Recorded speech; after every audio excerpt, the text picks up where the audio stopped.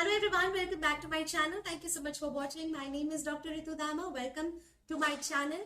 आज की वीडियोस है ट्रीटमेंट ऑफ क्रॉनिक डिजीज की लास्ट 3 फॉर्म नंबर 207, 208 एंड 209. इसके साथ हम इस टॉपिक को फिनिश कर देंगे which is treatment of chronic disease. Now it's very important कि आप 206 फॉर्म को एक बार फिर से देख लीजिएगा, समझ लीजिएगा. उसके बाद आप इन फॉर्म को पढ़ेंगे तो ज्यादा इजी रहेगा. Please don't forget to check out my short videos. उसमें भी मैं बहुत इंपॉर्टेंट होम्योपैथिक मेडिसिन आपके साथ शेयर कर रही हूँ, छोटे छोटे कंटेंट लेकर आ रही हूँ which is again very very useful. So please don't forget to check that out. Comment me below how much you like it and how much you are liking my content this time also. अब हम बात करेंगे form number 207 की कि doctor Hahnemann हमें इसमें क्या बता रहे हैं. Please don't skip the video. कभी कभी बीच में कुछ क्लिनिकल टिप्स एंड एक्सपीरियंसेस भी शेयर करती हूँ जो आपसे मिस ना हो जाए. इसके साथ साथ please do like, share and subscribe to my channel. Please press the bell icon for further notifications so that you get notified every time I post a new video for you all. Share जरूर कीजिएगा video को. So without further ado, let's dig into this video, which is fauxim number 207. When the above information has been gained, it still remains for the homeopathic physician to ascertain. When the above information has been gained, जब आपने पहले का information ऊपर मतलब कौन सा दिया, above information is fauxim number 206. क्या माइजम है, क्रॉनिक डिजीज कितने समय से है, प्योरली सिफिलिस या साइकोटिक माइजम है या सोरा के साथ ब्लेंड हो रहा है, जो ऑब्वियसली ज्यादातर यही होता है कि प्योर आपको माइजम कम मिलते हैं, आपको सोरा के साथ एक कॉम्बिनेशन माइजम मिलता है, या कहीं ना कहीं सोरा माइजम आपको बैकग्राउंड में जरूर मिलेगा अगर वो एक ट्रू क्रॉनिक डिजीज है तो. उसके फुटनोट पे हमने पढ़ा था कि ट्रू क्रॉनिक डिजीज कैसे पता चलेगा, आपको क्या जानना जरूरी है. आप फ्रेंड्स और रिलेटिव्स पे ही रिलाई ना करें सारी इन्फॉर्मेशन के लिए. अपना भी जो है एक अपना एक्सपीरियंस, अपना नॉलेज, ये सब जरूर लगाएं व्हाइल टेकिंग द केस. अब जब आपने अबव इन्फॉर्मेशन ले ली है तो it still remains for the homeopathic physician to ascertain what kind of allopathic treatment. अब फिर बाकी क्या रह जाता है, होम्योपैथिक फिजिशियन के लिए रह जाता है ये जानना कि अभी तक पेशेंट जब आपके पास आए हैं तब तक पेशेंट ने कौन सा एलोपैथिक ट्रीटमेंट लिया है which has been adopted for the chronic disease.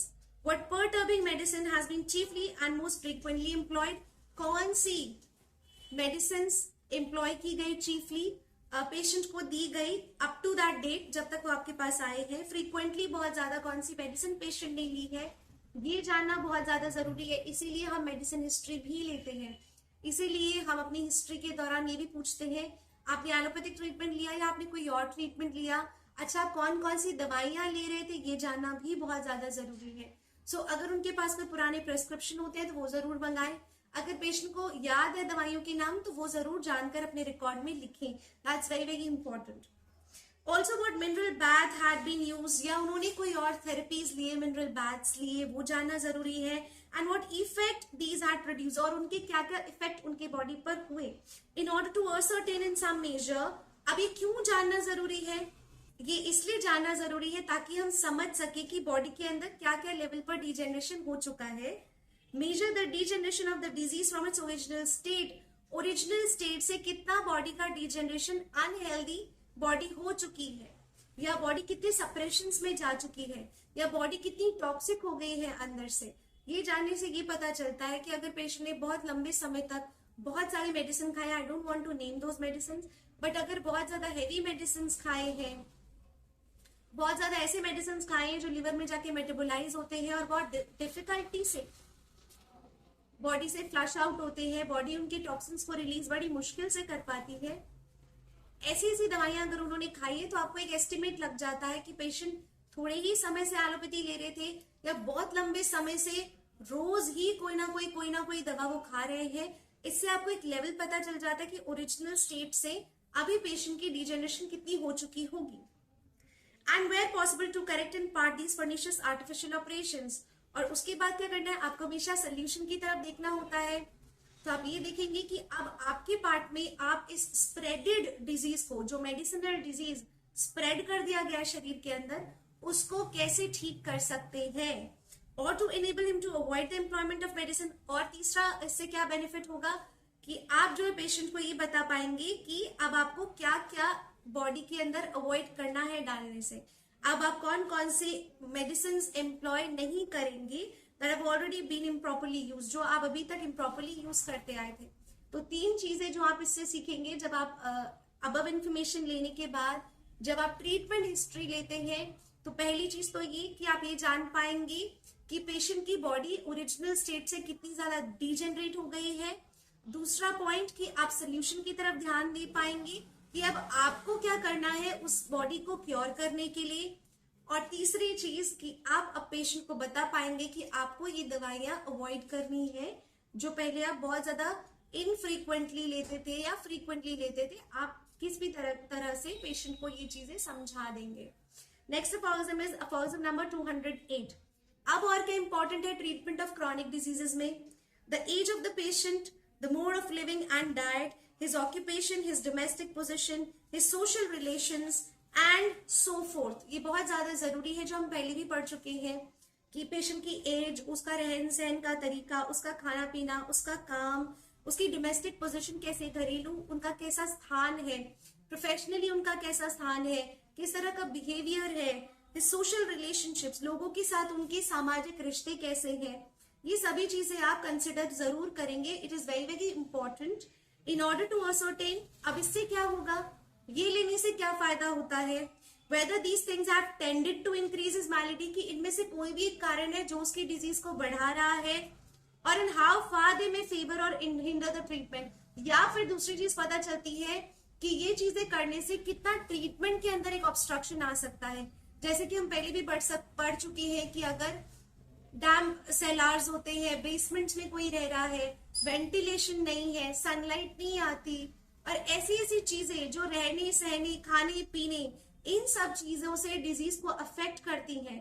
तो इट्स वेरी वेरी इंपॉर्टेंट कि आप जो है ये ध्यान रखें और ये पूछे पेशेंट से, क्योंकि ट्रीटमेंट के दौरान अगर बार बार इन चीजों का ऑब्स्ट्रक्शन आएगा तो आप पेशेंट को क्योर नहीं कर पाएंगे, और पेशेंट का भी जो आप पर विश्वास है, फेथ है, वो भी धीरे धीरे डगमगाने लगेगा। तो इसलिए जब ये चीजें आपके पास नोटेड डाउन होती है तो आप पेशेंट को मैनेजमेंट जरूर बताते हैं। फॉर एग्जाम्पल बहुत सारी चीजें लाइफस्टाइल रिलेटेड है। अगर कोई पेशेंट है उसको एसिडिटी बहुत ज्यादा रहती है, कॉन्स्टिपेशन बहुत ज्यादा होता है, या फिर थोड़ा और सीवियर ले लेते हैं अगर उनको हेमोरॉइड्स है, तो बहुत बार मैंने सुना है that patient come to you and say वो डॉक्टर थे, उन्होंने हमें बोला हम आपको 3 महीने में ठीक कर देंगे, आप कितने दिन में ठीक कर देंगी? या वो डॉक्टर थे, उन्होंने हमें बोला कि आप ये ट्रीटमेंट ले लो तो आप 5 महीने में ठीक हो जाओगे, उसके बाद भविष्य में कभी आपको ये प्रॉब्लम नहीं होगी। तो फिर वो आपसे इस तरह की गारंटीज मांगते हैं जो गारंटीज आप नहीं दे सकते। क्यों नहीं दे सकते? आप तब तक नहीं दे सकते जब तक आप पेशेंट की बीमारी को समझकर, उसके खाने पीने के, उसके रहने सहने के तरीके को समझे बिना आप उनको कोई गारंटी नहीं दे सकते। आपको पता है as a physician you know all this stuff कि अगर पेशेंट गलत खाएगा, लंबे समय तक गलत तरीके से रहेगा, तो अभी तो आप पेशेंट को ठीक कर देंगे, लेकिन जहां पेशेंट ने फॉर अ लॉन्ग रन फिर से अपनी आदतें बिगाड़ी, अपनी लाइफस्टाइल को खराब किया, तो आप कुछ नहीं कर पाएंगे, पेशेंट को वो बीमारी वापस होगी। फॉर एग्जाम्पल जैसे कि पाइल्स के केसेस आपके पास आते हैं, हीमोरॉइड्स के cases, whether they are bleeding और ब्लाइंड, ऐसे केसेस में पेशेंट आपके पास आते हैं, अरे हमने तो ये कमिट किया था डॉक्टर ने, आप कितने दिन में ठीक कर देंगे। तो बहुत इंपॉर्टेंट है कि ये परेशानियां even if you get it surgically removed once तो वापस भी आ जाती है। बहुत से पेशेंट सर्जरी कराने के बाद फिर से आपके पास आते हैं कि हमने एक बार सर्जरी करा ली, हमने 2 बार सर्जरी करा ली है पाइल्स की, लेकिन अब ये फिर से हो गया। तो वहां आपको कारण जानना जरूरी होगा। जब पहले ही उनके फिजिशियन ने, किसी होम्योपैथिक फिजिशियन के पास अगर वो जाते, या अगर उनके फिजिशियन उन्हें अच्छे से बता पाते कि देखिए ये ऐसे ऐसे डिजीज है, आपको जिंदगी भर इन चीजों का परहेज करना पड़ेगा, आपका जीआई ट्रैक्ट इस हिसाब से है, आप ज्यादा मिर्च मसाले नहीं खाइए, आप तेल मसाला नहीं लीजिए, आप थोड़ा वॉक कीजिए, एक्सरसाइज कीजिए, आपको जब जब कॉन्स्टिपेशन डेवलप होगा आपको ये प्रॉब्लम हो जाएगी। अगर ये सभी चीजें, बहुत सारी चीजें अगर डॉक्टर ने पेशेंट को समझाई होती है, पेशेंट ने अच्छे से फॉलो की हो, तो फिर ये डिजीज वापस नहीं होंगे। आप एक बार ऐसे डिजीज को क्योर कर देते हैं, लेकिन अगर पेशेंट बार बार वो गलतियां करते हैं तो फिर उसके लिए आप रिस्पॉन्सिबल नहीं है एज अ फिजिशियन, और ये आप पहले से ही अपने पेशेंट को बताकर चले that I'm not going to give you any guarantee until unless you are responsible for the kind of lifestyle you are leading, for the kind of the mode of living you are having, and the kind of exercise, the kind of diet you are taking. तो ये चीजें आपको इससे पता चलेगी कि आपको patient को क्या प्रोमिस करने हैं, क्या नहीं करने, पेशेंट को मैनेजमेंट क्या बताना है, क्योंकि ये बाद में ऑब्स्ट्रक्शन की तरह आते हैं और आप फिर बार बार दवाइयां चेंज करते रह जाएंगे। अरे इससे आराम नहीं आ रहा, अरे इससे भी आराम नहीं आ रहा, अरे नक्स से आराम नहीं आ रहा, अरे सल्फर से आराम नहीं आ रहा। क्यों नहीं आ रहा? क्योंकि कुछ ना कुछ ऑब्स्ट्रक्शन है जो आपने हिस्ट्री में नहीं लिया। So that is why the mode of living, the diet, the social behavior, the social relationships, the age of the patient, ये सभी चीजें बहुत इंपॉर्टेंट है। इसके लिए सर्जरी की बुक जरूर पढ़िएगा, प्रैक्टिस ऑफ मेडिसिन की हचिनसन पढ़िएगा, उसमें केस टेकिंग दी गई है और केस टेकिंग के परफॉर्मा में ये सभी चीजें बहुत डिटेल में बताई गई हैं। अगर आपको ये सभी चीजें या केस टेकिंग डिटेल में सीखनी है, डिटेल में जाननी है, तो प्लीज डू कॉमेंट बिलो, मैं जरूर उसके बारे में वीडियो लेकर आऊंगी। Next, in like manner the state of his disposition and mind, क्या क्या चीजें दिमागी रूप से भी, साइकोलॉजी जाननी भी बहुत जरूरी है, इसीलिए 210 से मेंटल जनरल स्टार्ट हो रहे हैं। तो आपको दिमागी स्थिति जाननी बहुत ज्यादा जरूरी है, देखनी पड़ेगी, ताकि वो भविष्य में ट्रीटमेंट के अंदर कोई ऑब्स्ट्रक्शन नहीं लेकर आए और requires to be directed, encouraged and modified. और आपको जो जो चीजें पेशेंट को डायरेक्ट करनी है, या पेशेंट की कुछ ऐसे भाव है, कुछ ऐसी चीजें जिनको आपको एक डायरेक्शन देनी है, वो देंगे। अगर आपको पेशेंट को एनकरेज करना है तो आप वो करेंगे। और ये कब करेंगे? जब आपको पता चलेगा डिटेल में कि पेशेंट किस तरह के प्रॉब्लम से जूझ रहा है। सिर्फ एक सिम्टम लेने से काम नहीं चलता। Now is the aphorism number 209, which is basically the base of prescription. After this is done, जब आपने ये सब कर लिया है, the physician should endeavor in repeating conversation with the patient.